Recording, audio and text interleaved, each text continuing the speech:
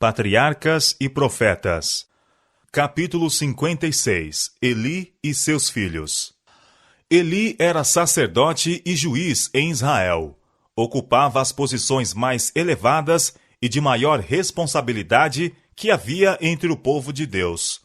Como homem divinamente escolhido para os sagrados deveres do sacerdócio e posto no país como autoridade judiciária mais elevada, era ele olhado como um exemplo e exercia grande influência sobre as tribos de Israel. Mas, embora tivesse sido designado para governar o povo, não governava a própria casa. Ele era um pai transigente. Amando a paz e a comodidade, não exercia a sua autoridade para corrigir os maus hábitos e paixões de seus filhos. Em vez de contender com eles ou castigá-los, submetia-se à sua vontade e os deixava seguir seu próprio caminho. Em vez de considerar a educação de seus filhos como uma das mais importantes de suas responsabilidades, tratou desta questão como se fosse de pequena relevância. O sacerdote juiz de Israel não foi deixado em trevas quanto ao dever de restringir e governar os filhos que Deus dera aos seus cuidados. Mas Eli recuou deste dever, porque o mesmo implicava contrariar a vontade de seus filhos e tornaria necessário puni-los e repudiá-los. Sem pesar as terríveis consequências que se seguiram à sua conduta, condescendeu com seus filhos no que quer que desejassem, e negligenciou a obra de os habilitar para o serviço de Deus e para os deveres da vida. De Abraão disse Deus: Eu tenho conhecido que ele há de ordenar a seus filhos e a sua casa depois dele, para que guardem o caminho do Senhor, para obrarem com justiça e juízo. Gênesis, capítulo 18, verso 19. Eli, porém, permitiu que seus filhos o governassem. O pai se tornou sujeito aos seus filhos. A maldição da transgressão foi visível nas corrupções e males que assinalaram a conduta de seus filhos. Estes não tinham a devida apreciação do caráter de Deus, nem da santidade de sua lei. Para eles, o seu serviço era uma coisa comum. Desde a infância se haviam acostumado ao santuário e aos seus serviços, mas, em vez de se tornarem mais reverentes, perderam toda a intuição da santidade e significação do mesmo.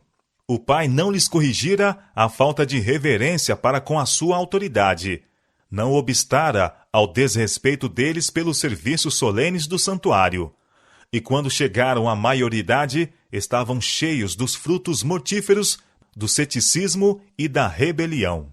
Se bem que totalmente incapazes para o ofício, foram postos como sacerdotes no santuário, para ministrarem perante Deus.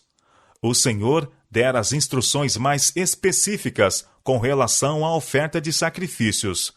Mas estes homens ímpios levaram ao serviço de Deus o seu desrespeito à autoridade e não deram atenção à lei das ofertas, que deveriam ser feitas da maneira mais solene. Os sacrifícios que apontavam a morte de Cristo no futuro estavam destinados a conservar no coração do povo a fé no Redentor vindouro. Daí o ser da máxima importância que as determinações do Senhor, com relação aos mesmos, fossem estritamente atendidas. As ofertas pacíficas eram especialmente uma expressão de ações de graças a Deus. Nestas ofertas, apenas a gordura devia ser queimada no altar. Certa porção especificada era reservada aos sacerdotes, mas a maior parte era devolvida ao ofertante, para ser por ele e seus amigos comida em um festim sacrificial. Assim, todos os corações deveriam ser com gratidão e fé encaminhados ao grande sacrifício que deveria tirar o pecado do mundo. Os filhos de Eli, em vez de se compenetrarem da solenidade deste serviço simbólico, apenas pensavam como poderiam dele fazer o meio para a satisfação própria. Não contentes com a parte que lhes tocava das ofertas pacíficas, exigiam uma porção adicional. E o grande número desses sacrifícios apresentados nas festas anuais dava aos sacerdotes oportunidade de enriquecerem à custa do povo. não somente reclamavam mais daquilo a que tinham direito, mas recusava a si mesmo a esperar até que a gordura estivesse queimada como oferta a Deus. Persistiam em reclamar qualquer porção que lhes agradasse, e sendo-lhes negada, ameaçavam tomá-la pela violência. A irreverência por parte dos sacerdotes logo despojou o serviço de sua significação santa e solene, e o povo desprezava a oferta do Senhor. O grande sacrifício antitípico para qual deveriam olhar em antecipação não mais era reconhecido. Estes sacerdotes infiéis também transgrediam a lei de Deus e desonravam o ofício sagrado pelas suas práticas vis e degradantes. Todavia, continuavam a poluir com sua presença o tabernáculo de Deus. Muitos dentre o povo, cheios de indignação ante o corrupto procedimento de Ofni e Finéias, deixaram de subir ao lugar designado para o culto. Assim, o serviço que Deus ordenara era desprezado e negligenciado porque se achava ligado com os pecados de homens ímpios, ao mesmo tempo em que aqueles cujo coração era inclinado ao mal se tornavam audazes no pecado. A impiedade, a dissolução e mesmo a idolatria prevaleciam em terrível extensão. Eli tinha errado grandemente em permitir que seus filhos ministrassem no ofício santo. Desculpando a sua conduta, sob um pretexto ou outro, tornou-se cego aos seus pecados. Mas chegaram afinal a um ponto em que não mais ele podia cerrar os olhos aos crimes dos filhos. O povo se queixava das suas ações violentas, e o sumo sacerdote ficou pesaroso e angustiado. Não ousou permanecer em silêncio por mais tempo, mas seus filhos haviam crescido sem a ideia de consideração para com qualquer pessoa, a não ser para consigo mesmos, e agora não se preocupavam com quem quer que fosse. Viam a mágoa do pai, mas seus duros corações não se comoviam. Ouviam-lhe as brandas admoestações, mas não se impressionavam. Tampouco modificavam sua má conduta, embora advertidos das consequências de seu pecado. Se Eli houvesse tratado com justiça seus ímpios filhos, teriam sido rejeitados do ofício sacerdotal e punidos de morte. Temendo assim trazer a ignominia e a condenação pública a seus filhos, manteve-os nos mais sagrados cargos de confiança. Permitiu também que misturassem sua corrupção com o santo serviço de Deus e infligissem à causa da verdade um dano que os anos não poderiam apagar. Quando, porém, o juiz de Israel negligenciou sua obra, Deus tomou a questão em suas mãos. Veio um homem de Deus a Eli e disse-lhe: Assim diz o Senhor: Não me manifestei, na verdade, à casa de teu pai, estando eles ainda no Egito, na casa de Faraó? E eu o escolhi dentre todas as tribos de Israel, para sacerdote, para oferecer sobre o meu altar, para acender o incenso e para trazer o éfode perante mim, e dei à casa de teu pai todas as ofertas queimadas dos filhos de Israel. Por que dais coices contra o sacrifício e contra a minha oferta de manjares, que ordenei na minha morada, e honras a teus filhos mais do que a mim, para vos engordardes do principal de todas as ofertas do meu povo de Israel? Portanto, diz o Senhor Deus de Israel: Na verdade, tinha dito eu que a tua casa e a casa de teu pai andariam diante de mim perpetuamente. Porém, agora diz o Senhor: Longe de mim tal coisa, porque aos que me honraram, honrarei. Porém, os que me desprezam serão envilecidos. E eu suscitarei para mim um sacerdote fiel, que obrará segundo o meu coração e a minha alma. E eu lhe edificarei uma casa firme, e andará sempre diante do meu ungido. Deus acusou Eli de honrar seus filhos mais do que ao Senhor.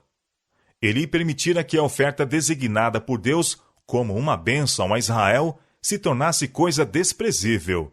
E isto, em vez de levar seus filhos a envergonhar-se por suas práticas ímpias e abomináveis.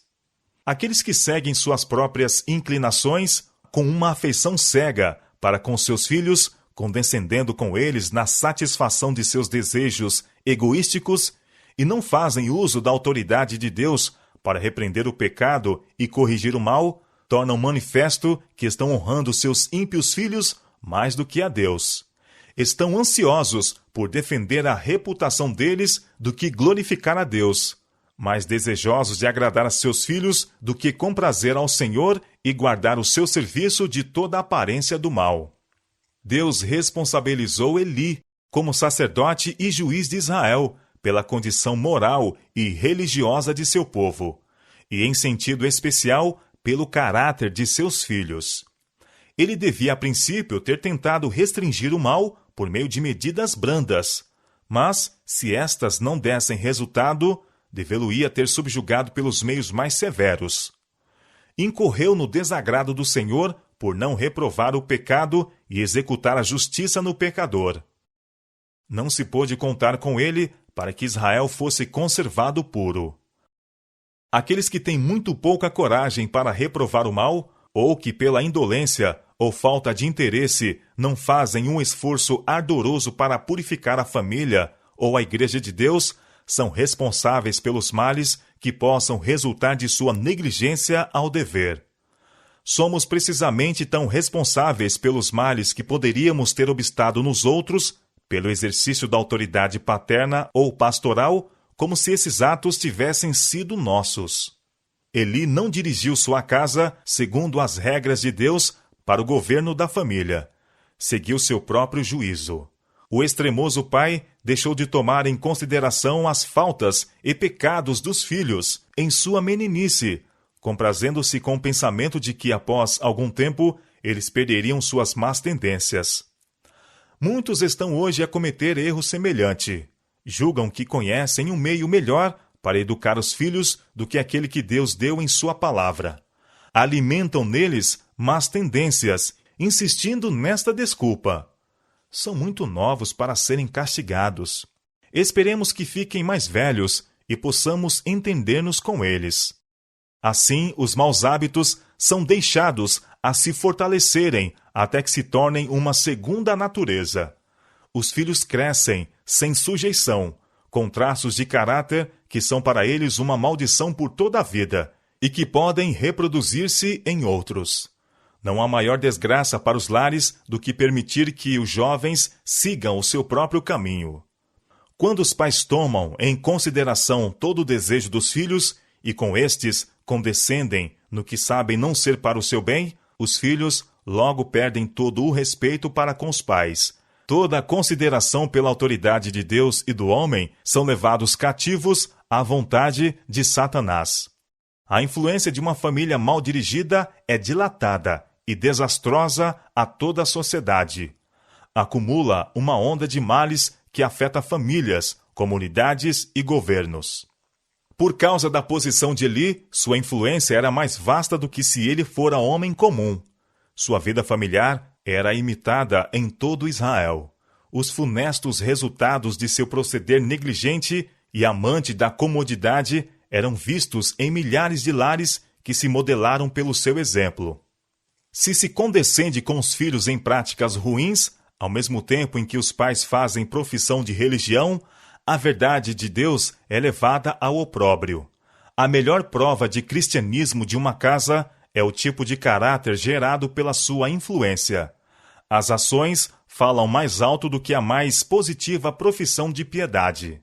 Se os que professam a religião, em vez de aplicarem esforços ardorosos, persistentes e diligentes para manter um lar bem dirigido, em testemunho dos benefícios da fé em Deus, forem frouxos em seu governo e condescendentes com os maus desejos de seus filhos, estarão a fazer como Eli, e trarão vitupério à causa de Deus e ruína sobre si e suas casas. Mas, por maiores que sejam os males da infidelidade paterna, sob qualquer circunstância, são eles 10 vezes maiores quando existem nas famílias daqueles que são designados para ensinadores do povo. Quando estes deixam de governar sua casa, estão, pelo seu mau exemplo, transviando a muitos. Sua culpa é tanto maior do que a dos outros, quanto sua posição é de maior responsabilidade. Fora feita a promessa de que a casa de Arão andaria diante de Deus para sempre, mas Esta promessa fora dada sob a condição de que se dedicassem eles à obra do santuário com singeleza de coração e honrassem a Deus em todos os seus caminhos, não servindo ao eu, nem seguindo suas próprias inclinações perversas. Eli e seus filhos tinham sido provados, e o Senhor os encontrara inteiramente indignos da exaltada posição de sacerdotes ao seu serviço. E Deus declarou: longe de mim. Ele não pôde cumprir o bem que tencionara fazer-lhes, porque deixaram de desempenhar a sua parte. O exemplo dos que administram em coisas santas deve ser de maneira que incuta no povo a reverência para com Deus e o receio de o ofender. Quando os homens, servindo de embaixadores da parte de Cristo, para falar ao povo acerca da mensagem de misericórdia e reconciliação enviada por Deus, fazem uso de sua vocação sagrada, qual manto, para encobrir a satisfação egoística ou sensual, constituem-se eles os agentes mais eficazes de Satanás. Como Ofni e Finéias fazem com que os homens desdenhem a oferta do Senhor. Podem prosseguir com sua má conduta, em segredo, por algum tempo, mas quando finalmente é apresentado seu verdadeiro caráter, a fé do povo recebe um abalo de que muitas vezes resulta a destruição de sua confiança na religião. Fica na mente uma desconfiança contra todos os que professam ensinar a palavra de Deus. A mensagem do verdadeiro servo de Cristo é recebida com dúvida. Surge constantemente a pergunta: não se mostrará este homem ser como aquele que julgávamos tão santo e achamos tão corrupto? Assim a palavra de Deus perde o seu poder sobre a alma dos homens. Na reprovação de Eli a seus filhos, acham-se palavras de uma significação solene e terrível. Palavras que todos os que ministram em coisas sagradas bem fariam em ponderar. Pecando o homem contra homem, os juízes o julgarão. Pecando, porém, o homem contra o Senhor, quem rogará por ele? Houvessem seus crimes lesado unicamente seus semelhantes, e poderia o juiz ter feito a reconciliação, indicando uma pena e exigindo a devida restituição. E assim, os transgressores poderiam ter sido perdoados. Ou, se não tivessem eles sido culpados de um pecado de presunção, uma oferta para o pecado poderia ter sido apresentada por eles. Mas seus pecados estavam de tal maneira entretecidos com seu ministério de, na qualidade de sacerdotes do Altíssimo, oferecerem sacrifício pelo pecado, e a obra de Deus foi de tal maneira profanada e desonrada perante o povo, que nenhuma expiação por eles poderia ser aceita. Seu próprio pai, embora fosse sumo sacerdote, não ousou interceder em favor deles. Não os poderia defender da ira de um Deus santo. De todos os pecadores, são os mais culpados os que lançam o desdém aos meios que o céu proveu para a redenção do homem. Pecadores estes que, de novo, crucificam o Filho de Deus e o expõem ao vitupério. Hebreus capítulo 6, verso 6.